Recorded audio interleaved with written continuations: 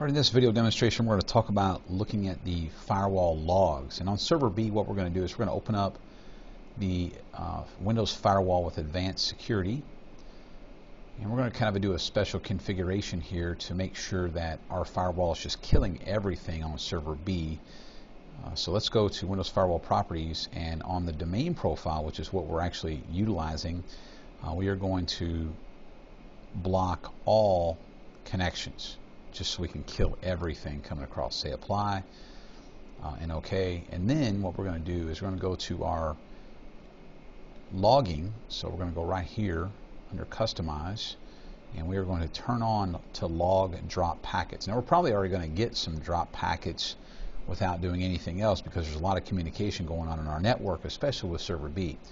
But just to demonstrate, we're going to go over to server C, and we're going to try to ping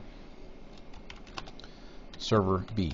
So 192.168.55.65 is the IP address, and you'll notice that we're going to get a negative response from B because we just turned the firewall on and killed everything, and so it's going to be dropping those packets. Let's go ahead and go back over to server B and go back into Windows Firewall with Advanced Security, and let's go back into the Windows Firewall Properties, and we'll turn our logging off because we met what we wanted to do, see in action. We'll also turn the inbound connections back to just block default. And again, what that means is that it's just blocking, it's blocking everything except for what we specify as being allowed. And as far as inbound rules, everything that you see as a green check mark here that's enabled is allowed through the firewall, because again, we have a lot of things going on in the network. Next thing we want to do is on server B, let's go in and take a look at the log file, and that is located on the computer, on the C drive, under Windows and System 32, and we want to go down to log files, and under firewall, and then here's our P firewall text file.